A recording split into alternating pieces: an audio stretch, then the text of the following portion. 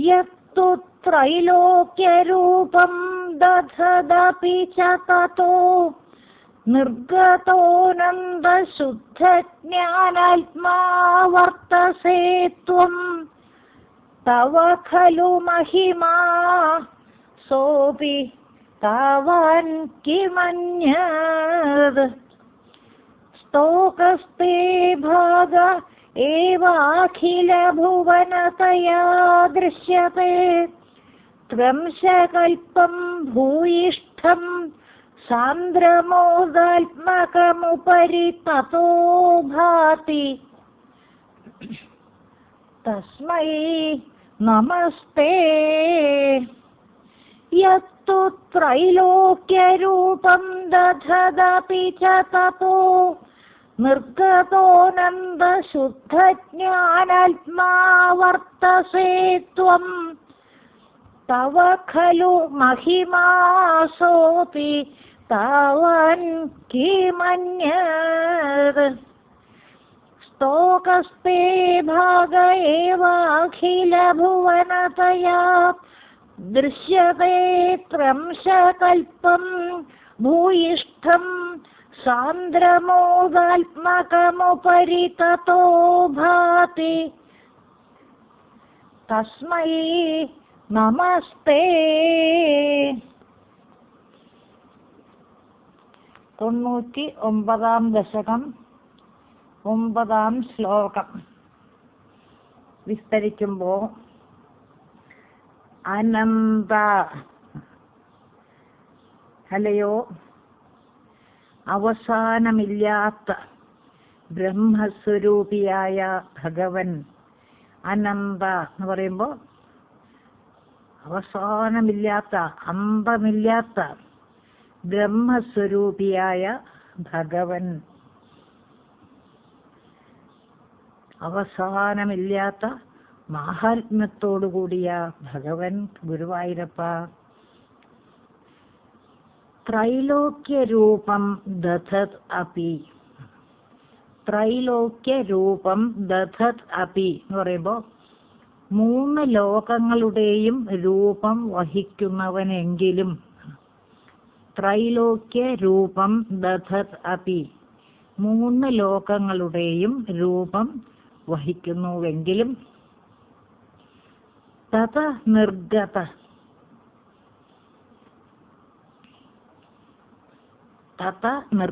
എന്ന് പറയുമ്പോൾ അതിൽ നിന്ന്, അതായത് 3 ലോകങ്ങളിൽ നിന്ന് പുറമേ ഇരിക്കുന്നവനായും. അപ്പൊ 3 ലോകങ്ങളുടെയും രൂപം വഹിക്കുന്നവനെങ്കിലും തത നിർഗത അതിൽ നിന്ന്, അതായത് 3 ലോകങ്ങളിൽ നിന്ന് പുറമേ ഇരിക്കുന്നവനായും. തത നിർഗത എന്ന് പറയുമ്പോൾ അതിൽ നിന്ന് പുറമേ ഇരിക്കുന്നവനായും. ത്വം ശുദ്ധജ്ഞാനാത്മാ വർത്തസേ. ത്വം ശുദ്ധജ്ഞാനാത്മാ വർത്തസേ. ഗുരുവായൂരപ്പ, അങ്ങ് ജ്ഞാനസ്വരൂപനായി നിഷ്കള ബ്രഹ്മമായി വർത്തിക്കുന്നു. ത്വം ശുദ്ധജ്ഞാനാത്മാ വർത്തസേ എന്ന് പറയുമ്പോൾ ഗുരുവായൂരപ്പ, അങ്ങ് ജ്ഞാനസ്വരൂപനായി നിഷ്കള ബ്രഹ്മമായി വർത്തിക്കുന്നു. അപ്പോൾ ഗുരുവായൂരപ്പ അനന്താണ്, അവസാനമില്ലാത്ത ബ്രഹ്മസ്വരൂപിയായ ഭഗവൻ ഗുരുവായൂരപ്പ. ത്രൈലോക്യരൂപം ദധത് അപി. ത്വം ശുദ്ധജ്ഞാനാത്മാ വർത്തസേ. ഗുരുവായൂരപ്പ, അങ്ങ് 3 ലോകങ്ങളുടെയും രൂപം വഹിക്കുന്നവനെങ്കിലും അതിൽ നിന്ന് പുറമേ ഇരിക്കുന്നവനായി, ജ്ഞാനസ്വരൂപനായി. ശുദ്ധജ്ഞാനാത്മാ വർത്തസേ, അങ്ങ് ജ്ഞാനസ്വരൂപനായി നിഷ്കള ബ്രഹ്മമായി വർത്തിക്കുന്നു എന്നത്. യത്തു യാതൊന്നാകട്ടെ.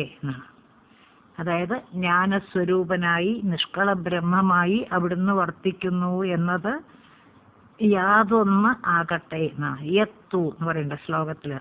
യാതൊന്നാകട്ടെ സ അപി തവ താവാൻ മഹിമാ ഖലു എന്നാണ്. യത്തു യാതൊന്നാകട്ടെ സ അപി അതും എന്നാണ്. ഗുരുവായൂരപ്പ അങ്ങയുടെ അത്രയ്ക്കുള്ള മാഹാത്മ്യമാകുന്നുവല്ലോ എന്നാണ്. യത്തു സ അപി തവ താവാൻ മഹിമാ ഖലു. യത്തു സ അപി തവ താവാൻ മഹിമാ ഖലു എന്ന് പറയുമ്പോൾ യാതൊന്നാകട്ടെ അതും അങ്ങയുടെ അത്രയ്ക്കുള്ള മാഹാത്മ്യമാകുന്നുവല്ലോ എന്നാണ്. അപ്പോ ശുദ്ധജ്ഞാനാത്മാ വർത്തസേ, ഗുരുവായൂരപ്പ അങ്ങ് ജ്ഞാനസ്വരൂപനായി നിഷ്കള ബ്രഹ്മമായി വർത്തിക്കുന്നു എന്നത്. യത്തു യാതൊന്നാകട്ടെ സ അപി തവ താവാൻ മഹിമാ ഖലു അതും ഗുരുവായൂരപ്പ അങ്ങയുടെ അത്രയ്ക്കുള്ള മാഹാത്മ്യം ആകുന്നുവല്ലോ. അന്യത്കിം മറ്റൊന്ന് എന്താണ് എന്നാണ്. അന്യത്കിം എന്ന് പറയുമ്പോൾ മറ്റൊന്ന് എന്താണ്. പിന്നെ പറയണു തേ സ്തോക ഭാഗ ഏവ. തേ സ്തോക ഭാഗ ഏവ എന്ന് പറയുമ്പോൾ അങ്ങയുടെ വളരെ ചെറിയതായ അംശം തന്നെ. തേ സ്തോക ഭാഗ ഏവ എന്ന് പറയുമ്പോൾ ഗുരുവായൂരപ്പ അങ്ങയുടെ വളരെ ചെറിയതായ അംശം തന്നെ. അഖില ഭുവനതയാ, അഖില ഭുവനതയാ ദൃശ്യത്തെ. അഖില ഭുവനതയാ ദൃശ്യത്തെ. അപ്പോൾ സ്തോക തേ സ്തോക ഭാഗ ഏവ അഖില ഭുവനതയാ ദൃശ്യത്തെ എന്ന് പറയുമ്പോൾ അങ്ങയുടെ വളരെ ചെറിയതായ അംശം തന്നെ എല്ലാ ലോകങ്ങളുടെയും ഭാഗം കൈക്കൊണ്ട് കാണപ്പെടുന്നു. ലോകങ്ങളെല്ലാം കൂടുമ്പോൾ അത് ഈ രൂപത്തിന്റെ വളരെ ചെറിയൊരു ഭാഗമാണ് എന്നാണ് പറയുന്നത്. അതാണ് തേ സ്തോക ഭാഗ ഏവ അഖില ഭുവനതയാ ദൃശ്യത്തെ എന്ന് പറയുമ്പോൾ ഗുരുവായൂരപ്പ അങ്ങയുടെ വളരെ ചെറിയതായ അംശം തന്നെ എല്ലാ ലോകങ്ങളുടെയും ഭാഗം കൈക്കൊണ്ട് കാണപ്പെടുന്നു. തേ സ്തോക ഭാഗ ഏവ അഖില ഭുവനതയാ ദൃശ്യത്തെ അങ്ങയുടെ വളരെ ചെറിയതായ അംശം തന്നെ എല്ലാ ലോകങ്ങളുടെയും ഭാഗം കൈക്കൊണ്ട് കാണപ്പെടുന്നു.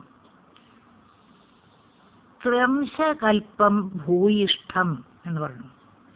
ത്ര്യംശകൽപ്പം ഭൂയിഷ്ഠം എന്ന് പറയുമ്പോൾ ത്ര്യംശകൽപ്പം എന്ന് പറയുമ്പോൾ 3 ഭാഗങ്ങളായി കൽപ്പിച്ചിരിക്കുന്നതും ആണ്. ത്ര്യംശകൽപ്പം എന്ന് പറയുമ്പോൾ 3 ഭാഗങ്ങളായി കൽപ്പിച്ചിരിക്കുന്നതും പിന്നെ ഭൂയിഷ്ഠം എന്ന് പറയുമ്പോൾ അധികവും ആയ മറ്റത് എന്നാണ്. അപ്പൊ ത്ര്യംശകൽപ്പം ഭൂയിഷ്ഠം എന്ന് പറയുമ്പോൾ 3 ഭാഗങ്ങളായി കൽപ്പിച്ചിരിക്കുന്നതും അധികവും ആയ മറ്റത്. അതായത് ചെറിയൊരു അംശം തന്നെ അഖില ഭുവനതയാ ദൃശ്യത്തെ എല്ലാ ലോകങ്ങളുടെയും ഭാഗം കൈക്കൊണ്ട് കാണപ്പെടുന്നു. പിന്നെ പറയണു ത്ര്യംശകൽപ്പം ഭൂയിഷ്ഠം 3 ഭാഗങ്ങളായി കൽപ്പിച്ചിരിക്കുന്നതും അധികവും ആയ മറ്റത്. ഭൂയിഷ്ഠം എന്ന് പറയുമ്പോൾ അധികവും ആയ മറ്റത്. തപ ഉപരി സാന്ദ്രമോദാത്മകം ഭാതി. തത ഉപരി സാന്ദ്രമോദാത്മകം ഭാതി എന്ന് പറയുമ്പോൾ അതിനേക്കാൾ മീതെ, അതായത് ബ്രഹ്മാണ്ടങ്ങൾക്കും ഉപരി. തത ഉപരി സാന്ദ്രമോദാത്മകം ഭാതി എന്ന് പറയുമ്പോൾ അതിനേക്കാൾ മീതെ, അതായത് ബ്രഹ്മാണ്ടങ്ങൾക്കും ഉപരി പരിപൂർണ ആനന്ദാത്മകമായി ശോഭിക്കുന്നു ആണ്. തത ഉപരി സാന്ദ്രമോദാത്മകം ഭാതി എന്ന് പറയുമ്പോൾ അതിനേക്കാൾ മീതെ ബ്രഹ്മാണ്ടങ്ങൾക്കും ഉപരി പരിപൂർണ ആനന്ദാത്മകമായി ശോഭിക്കുന്നു. തസ്മൈ തേ നമ. ഗുരുവായൂരപ്പ, അപ്രകാരമിരിക്കുന്ന അങ്ങയ്ക്കായി നമസ്കാരം. തസ്മൈ തേ നമ. അപ്രകാരമിരിക്കുന്ന ഗുരുവായൂരപ്പ, അങ്ങയ്ക്കായി നമസ്കാരം.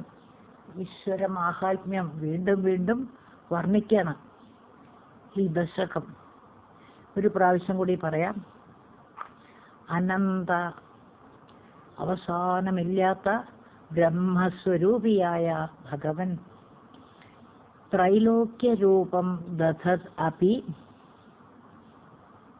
തത നിർഗത ത്വം ശുദ്ധ ജ്ഞാനാത്മാ വർത്തസേ. അനന്ത, ത്രൈലോക്യരൂപം ദധത് അപി തത നിർഗത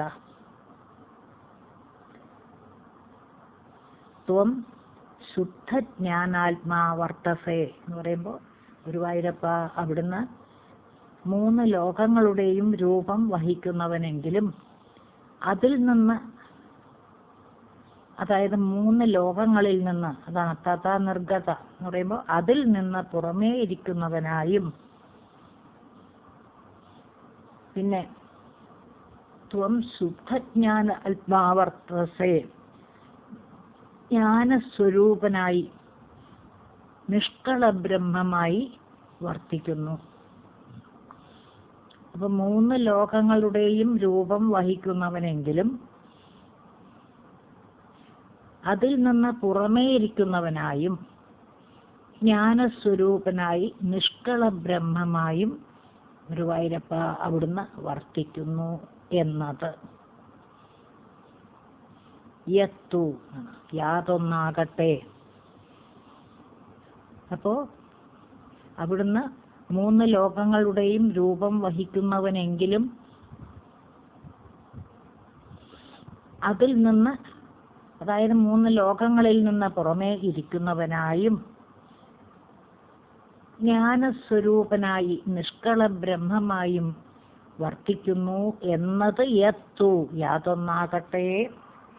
സ അപി തവ താവാൻ മഹിമാ ഖലു. അതും ഗുരുവായൂരപ്പ അങ്ങയുടെ അത്രയ്ക്കുള്ള മാഹാത്മ്യമാകുന്നുവല്ലോ. സ അപി തവ താവാൻ മഹിമാ ഖലു എന്ന് പറയുമ്പോൾ അതും അങ്ങയുടെ അത്രയ്ക്കുള്ള മാഹാത്മ്യം ആകുന്നുവല്ലോ. അന്യത്കിം, മറ്റൊന്നെന്താണ്? പിന്നെ പറയണു, തേ സ്തോക ഭാഗ ഏവ അഖില ഭുവനതയാ ദൃശ്യത്തെ. ഗുരുവായൂരപ്പ, അങ്ങയുടെ വളരെ ചെറിയതായ അംശം തന്നെ എല്ലാ ലോകങ്ങളുടെയും ഭാഗം കൈക്കൊണ്ട് കാണപ്പെടുന്നു. ത്രിംശകൽപ്പം ഭൂയിഷ്ഠം. ത്രിംശകൽപ്പം ഭൂയിഷ്ഠം, 3 ഭാഗങ്ങളായി കൽപ്പിച്ചിരിക്കുന്നതും അധികവും ആയ മറ്റത്. ത്രിംശകൽപ്പം ഭൂയിഷ്ഠം, 3 ഭാഗങ്ങളായി കൽപ്പിച്ചിരിക്കുന്നതും അധികവും ആയ മറ്റത്. തഥ ഉപരി, അതിലും മുകളിൽ. തഥ ഉപരി എന്ന് പറയുമ്പോൾ അതിൻ്റെ മുകളിൽ, അതിനേക്കാൾ മീതെ എന്ന് പറയാം. തഥ ഉപരി, അതിനേക്കാൾ മീതെ. സാന്ദ്രമോദാത്മകം,